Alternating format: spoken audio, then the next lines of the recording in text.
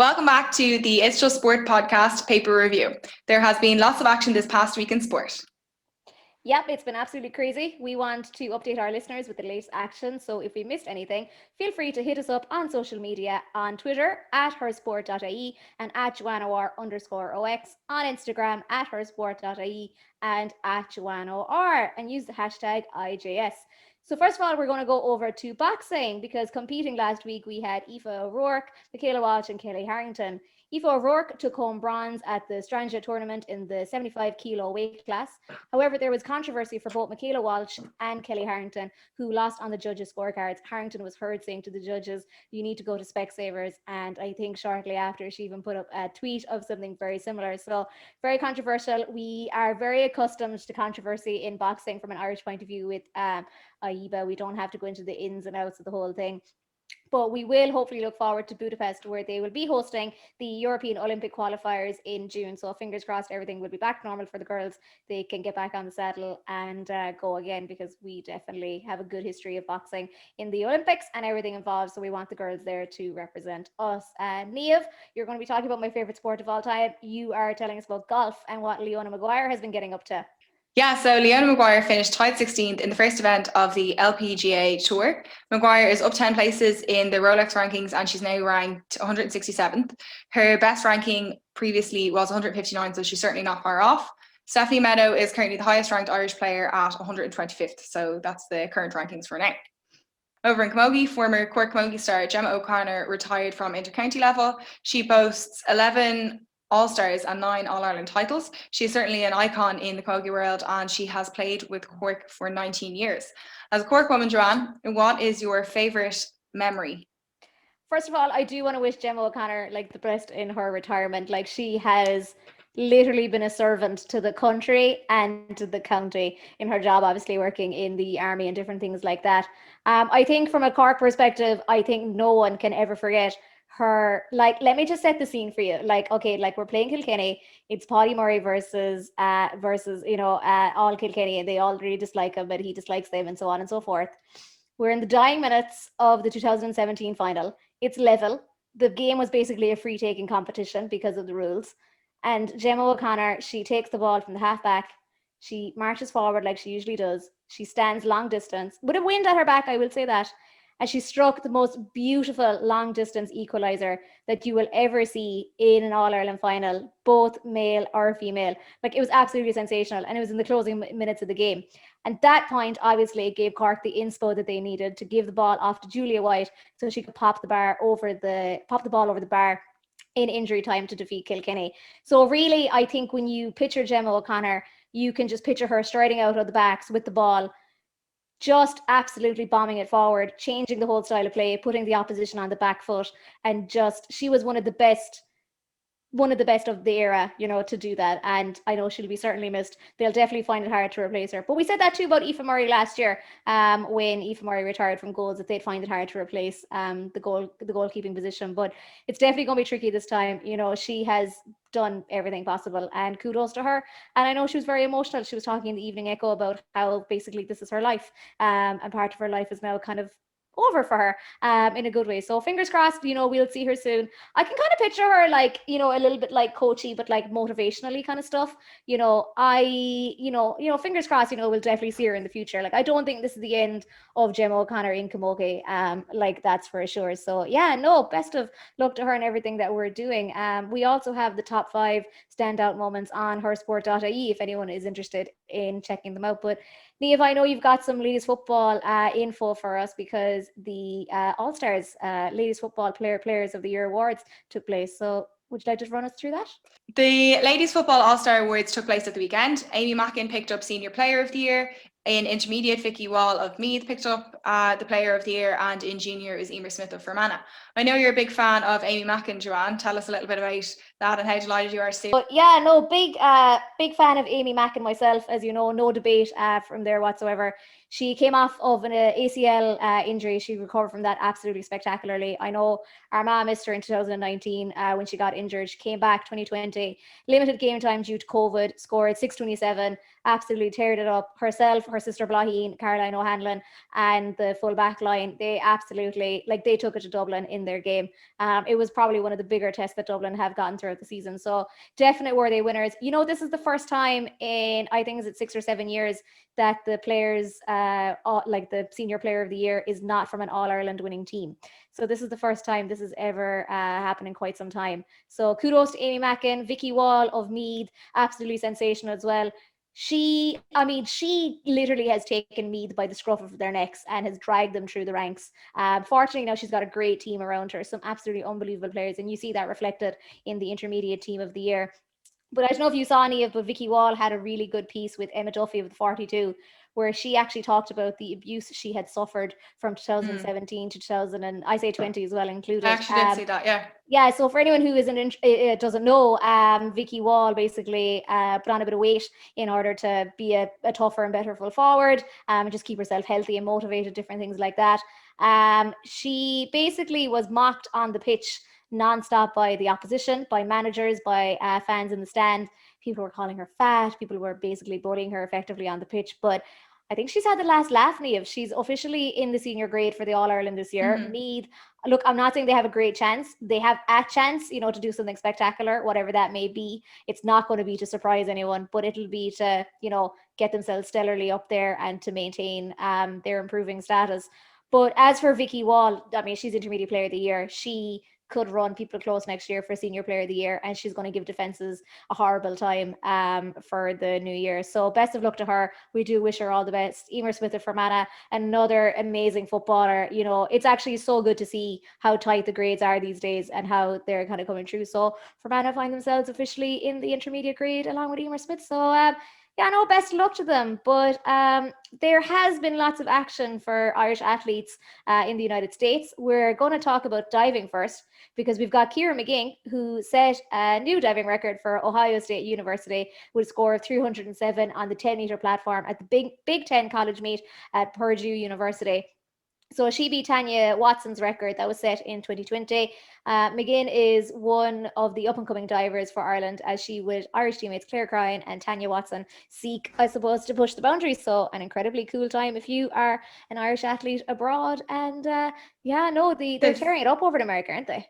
Yeah, no, there's been lots going on. So we had the Big 12 Indoor Championships, which is actually different to the Big 10. It was a bit confusing to try and figure that all out. But Davisha Patterson and Rashida Adeyeki were in action for the University of Texas. Davisha won 600 yards and got a new PB of 1:18.85, which was the 5th best in Texas school history, and was the first time that anyone has come close to that 1:18 mark since Olympian Courtney Okolo did so in 2015. So that definitely bodes well for Davisha as she, continues on into this year. I mean, it's certainly, something that will instill a lot of confidence in her. Rashida broke the 400-meter Irish indoor under 20 record, and this now puts her as the third fastest under 20 time in Europe in a time of 54:14. Jo Keane was also in action at the same competition and was racing for West Virginia University in the 800 meters, and she ran a time of 2:12.72. The European Indoors kicks off this Friday 5th, and we'll have the biggest Irish team yet. I guess big news this week was that 2019 medalist Ciara McGing has actually withdrawn from the competition. So herself and her coach decided that this was the best for Ciara at this time. Obviously, a lot of people will be disappointed to see her do this, but she's focusing on her racing and looking towards Tokyo. Nadia Power and Sarah Lavin will be heading to the European Indoors. They were in action at the World Indoor Tour last week. Lavin ran a PB in the semi and the final, with a 3rd place finish in the final, and her time was 8:13. So her new PB is 8:13. So it's brilliant. She's in really, really good form at the moment. She's set a number of PBs in the last couple of weeks. Her final was definitely very eventful. There was a false start initially, and then once they got back on the line and got started, one of the athletes, she kind of nearly tripped on one hurdle, and then the next hurdle or two after, she did actually fall on, and it looked like a bad fall. So hopefully she's doing okay. But yeah, Lavon certainly delivered. Nadia and Louise Shanahan were in action in the 800 meters. Nadia ran her second quickest time in 2:01:55. She was staying up as close to the front of the race as she could, and was sitting in second position for quite some time. But then on the final bend, Esther Guerrero, who had been in third position until then, kicked on and overtook Power. She just didn't have it in her in the last little bit. But it was a really, really great race, and another one for Power to have in the bank. Louise Shanahan was also in action in that race, and she finished just behind Power in fourth position. She ran a time of 2:05, and she definitely had slightly less fresh legs than some of the other athletes, as she had been in action on the Sunday prior at the micro meet in Dublin. She had run an incredible time, a PB, and so it was great for her to get the experience again on the international stage. She won't be in action at the European Indoors, but it's certainly going to be something that's very exciting this weekend. I also forgot to update you, Niamh, on the current standing in ladies football. So I have no idea if you saw in the Irish Examiner. It was very late last night when Owen Cormacan of the Examiner dropped the news that Helen O'Rourke had released her CEO report. And in that report, obviously she talked about the year in GA and like how great it was that we had ladies football, and they ran, in fairness to them, I would say they ran a very successful campaign in terms of keeping COVID out and making sure players were safe and different things like that. But you obviously do remember that in the semi-final, Cork and Galway, you obviously know about the pitch situation. So initially they were supposed to play in Limerick. For people who don't know, the Limerick hurlers needed the ground for a hurling game, a hurling training practice, and then it was switched to Parnell Park. Parnell Park had frozen over on that Sunday morning. So basically the girls were left with having to drive over to Croke Park as quickly as they possibly could, only get in limited warm-up time, and the game wasn't even on TV because TG Carr had set up their stall outside in Croke Park, or in Parnell Park that day. So Tim Rabbitt, former Galway manager, because he's now gone, Tim Rabbitt basically came out and he basically said that those in power are holding back the game, that the game is growing itself, but however, they are not adequate enough, I suppose, to maintain that progress and different things like that. So Helen O'Rourke, instead of taking the loss and maybe taking the high road, she decided to use her CEO report to call out Tim Rabbitt and basically say that Tim Rabbitt's comments were single-handedly ruining the organization and the great work being done so far. Now, if anyone knows Tim Rabbitt, he's very passionate about the women's game. He's very passionate about it being on an equal par with the men's game. And for context, his Galway players drove from Galway that day, whereas Cork had stayed over the night before. Basically, they were complaining that they only got 7 minutes warm-up time. But Helen basically came out and she said that they spent a lot of time in the dressing room, which was what the LGFA had fired back initially. Now, as I think I posted on Twitter, if you're giving out about girls driving from Galway to Dublin and needing the toilet and to get changed and wasting their own warm-up time because they have to do that, you're really in a losing position. Like, you need to just take the L. You need to accept what you've done and just kind of move on with your life. So it's after kind of firing up, I suppose, a situation that had already kind of died down. Tim Rabbitt started to simmer. Yeah, Tim Rabbitt came back and he's had enough. He basically was like, screw the lot of it. He came out, he said he was very hurt by the comments. He never any intention of bringing the organization to disregard. And I think he basically said that those in charge are actually bringing the organization themselves into disregard, which is very strong words, considering they have seen the growth of ladies football so far. But I definitely don't think, I think this may be the last one, but I don't think it's going to die down. I think, if these things aren't solved kind of quickly, the situation is just going to keep happening again. I think it's up to Helen and the rest of the LGFA to just take this one on the chin. I think don't say anything. I know it's not cool and nice sometimes to take the high road and people are like sniping off you, but I think you're an organization. Like Helen, if Helen came out herself and said this, you would say, okay, Helen is representing Helen, in this scenario. Yeah. But as opposed to a report. Helen put it in writing in the CEO report that's going to be there for like time to come. And I think that's basically what the problem is. Like, Tim Rabbitt has done unbelievable work in order to get Galway where they are. And it's a bit of a shame really that the fallout has ended like this. I don't really think it's the end of it. I think something, you know, could still happen. But yeah, no, we'll just have to see how, you know, it goes from there and see, you know, see who fires back next, because it's just a lot of sniping. Yeah, no, I think, like, to be honest, I know you mentioned that it was meant to happen in Limerick, but the game was actually initially meant to happen in Thurles, I believe. So it had been moved around, and it just sounded like a lot of disorganisation from the start. And, you know, to be honest, like, I know we've discussed a little bit of this before, but it's just like, it's not good enough for the players. And we know that there's been reports that have come out and you know, talking about the cost of playing, that footballers and you know, camogie players in this country are actually, you know, paying to play for their county, and they're just not getting the same opportunities that the men are. And you know, it's just for the organisation of a semi-final to go so awry. I know things are challenging at the moment, but like, you have to give them the respect that they deserve, and give them the opportunity to perform, to be the best athletes that they can be. You know, I think in a lot of counties you wouldn't hear of the men's team driving up the morning of a semi-final to, you know, to play. And I think, you know, there's a lot to be done there. From, I'm not saying specifically from the Football Association, but just in general, like in women's football and in camogie, to make sure that you know, the athletes are getting the right opportunities, and you know, are being allowed to perform to their best. Because certainly this short, you know, few minutes of warm-up time is you know, it's not even near ideal. Do you know what I mean? It's so far from it. And I can't imagine why they would be like, look, we've all heard different bits and pieces about it, like what actually happened and what everybody's heard about it. It's going to be very difficult to know what the you know, the real ins and outs of it were.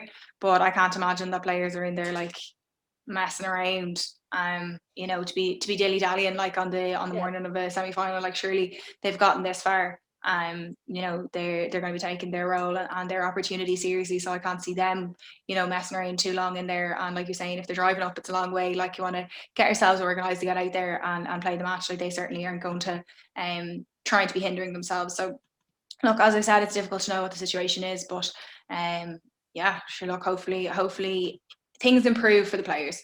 Doesn't matter what all this spitting is from everybody else, but hopefully people learn from the mistakes and just you know, keep moving forward. But I mean, some other news in the US, I know we've gone back and forth a little bit, but I know we discussed you know, the piece on transgender female athletes competing against born female athletes, and there seems to be a lot going on about that, about the ruling around that in the US again. So Candace Owens and Donald Trump Jr. have put in their tuppence. They recently weighed in on their belief, saying that they don't believe transgender women should be competing in women's sport. Trump tweeted that since 2017, 2 males who identify as female have taken 15 women's state championship titles in Connecticut alone. You can be pro-trans rights without destroying women's sport. So I think there's like a lot more going on in the US around this topic at the moment. And if anybody wants to tune in for our in-depth conversation, head to episode 4 of the It's Just Sport podcast, which was released on the 2nd of February, where we discussed it at length, and, you know, talked about the opportunity for everyone, how, you know, it's a lot of people that have to be considered when this topic's being discussed, from you know, transgender athletes to people that are born female, and where everybody's kind of place in sport is, and how can we help everybody move forward and be afforded the opportunities that they should be, because there is a place for everybody in sport, and it's just a matter of finding it and trying to make everything fair for everybody. But I think that's all that we have today. Do you want to give everybody a reminder of the social media channels so they can send us any other news that we might have missed? Yeah, Niamh, if people want to follow us on social media, they can hit us up on Twitter at hersport.ie and at JoannaWar_OX, on Instagram at hersport.ie and at JoannaWar. And don't forget to use the hashtag IJS. Niamh, it's been very exciting, very good talking to you. I know you did a stellar weekend of cycling and hanging out. But yeah, no, we should leave it at that. And yeah, it's going to be a busy week next week. We're at you know, we'll have some, hopefully some great athletics news, and there's certainly some more competition coming up. So definitely check in with us again next week to see what's been going on, and head over to www.hersport.ie to see what else and get the news as quickly as possible. But we'll be here to chat again next week. So thanks for listening. Cheerio.